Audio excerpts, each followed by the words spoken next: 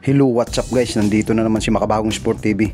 Pag-uusapan lang tong pahayag ni Manny Pacquiao dahil may niluluto talagang laban sila ni Floyd Mayweather rematch sa gaganapin sa Dubai ay sa Japan. So bago natin umpisahan ang topic na to, intro muna tayo para swabe yung kwentuhan natin dito sa Makabagong Sport TV. Let's go!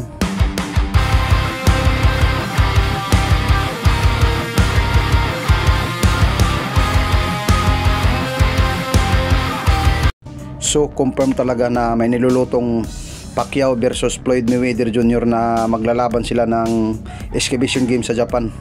So nagpahayag na po si Pacquiao, confirm po ito. Nagsabi si Pacquiao na may laban sila ni Mayweather sa December. So pakinggan natin ang statement ni Manny Pacquiao. Let's go! Oh, I'm still active. I'm still active, yeah, training. I do training. Like to have another pro fight? I have exhibition match this coming December. Where at? Let me know about it. I wasn't aware of this. In Japan. Against who? Well, working on it. The opponent, like we're working with Mayweather. You're gonna do an exhibition with Floyd. Yeah, yes. Mayweather Pacquiao. Why don't you do it for reals? I don't know. If he want. We're still working on it. Yeah, you're still working. So narinig na natin ang statement ni Manny Pacquiao na puspusan talaga ang training niya ngayon para pagdating ng December nasa kondisyon ang pangatawan niya, kaya hindi siya nagpababaya ngayon sa training ni Idol Manny Pacquiao. So anong masasabi nyo dito mga katropa, dahil narinig na po natin na talagang may nilulutong laban si Manny Pacquiao versus Floyd Mayweather na gaganapin sa Japan, yung rematch nila, pero hindi man to talagang 12 rounds, exhibition fight lang to. Maganda pa rin makita to dahil alam natin na gustong gusto ni Manny Pacquiao na makabawi kay Floyd Mayweather.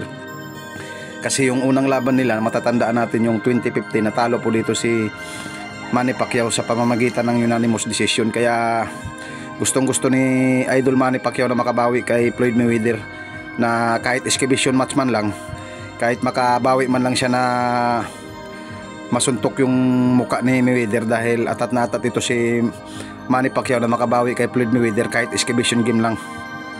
So ayan, nakarinig nyo na ang statement ni Idol Manny Pacquiao na may nilulutong laban sila sa Japan na rematch exhibition kay Floyd Mayweather Jr. Magandang abangan to. Nababalitaan natin na may nilulutong ding Mayweather versus Mikey Garcia, ngunit nagsalita na tong kapatid ni Mikey Garcia na si Robert Garcia na hindi talaga lalaban yung kapatid niya dahil nagre-retiro na. So alam natin na may bulong-bulungan na maglalaban si Mikey at saka si Mayweather exhibition match din, pero nagsalita na yung kapatid niya na hindi totoo yung mga balita. Sa kabilang banda naman tayo mga idol, laban ni Inoue at saka Marlon Tapales na inaabangan din natin sa December 26. May mga kanya-kanyang legacy pala to, dahil nagsabi si Inoue na gusto talaga niyang magiging 2 division undisputed champion sa bantamweight at saka sa super bantamweight, dahil alam natin na sa larangan ngayon ng boxing walang ibang 2 division undisputed kundi si Terence Crawford lang. So abangan natin tong laban nila naman ni Jerry Ancahas versus Takuma Inoue sa Japan din. Mangyayari na po ito sa November 15. Kapanapanabik din po ito dahil tatangkain, aagawin ni former IBF Super Flyweight Champion Jerry Ancahas ang hawak na titulo ni Takuma Inoue na Bantamweight WBA Bantamweight Champion. So malapit na po ito, mga ilang linggo na lang masisilayan na natin ng bakbakan versus Takuma Inoue versus Jerry Ancahas. Kaya puspusan din ang training ngayon ni Jerry Ancahas para maagaw yung titulo. So yun nga, sabi ni Marlon Tapales din, legacy din to sa kauna-unahang pagkakataon na kung siya ang tatanghaling manalo sa laban nila ni Naoya Inoue, pinakamagandang regalo daw sa kanya na magiging kauna-unahang undisputed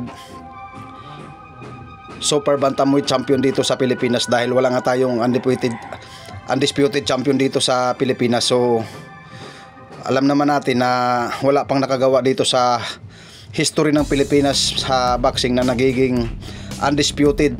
So abangan natin tong laban ni Naoya Inoue versus Marlon Tapales, dahil panabik talaga tong laban na to, dahil maglalaban sila sa 4 na major belt. So aabangan natin tong laban na to dahil malapit na rin to, mga ilang buwan na lang magsasagupaan na sila. Diyan natin makikita kung sino talaga ang tunay na hari na super bantamweight world champion dahil 4 na titulo ang paglalabanan nila. So hanggang dito na lang po yung topic natin ito. Huwag kalimutan mag-subscribe, mag-hit ang notification bell para lagi kayong updated sa mga boxing na katulad nito. So hanggang dito na lang, maraming salamat po.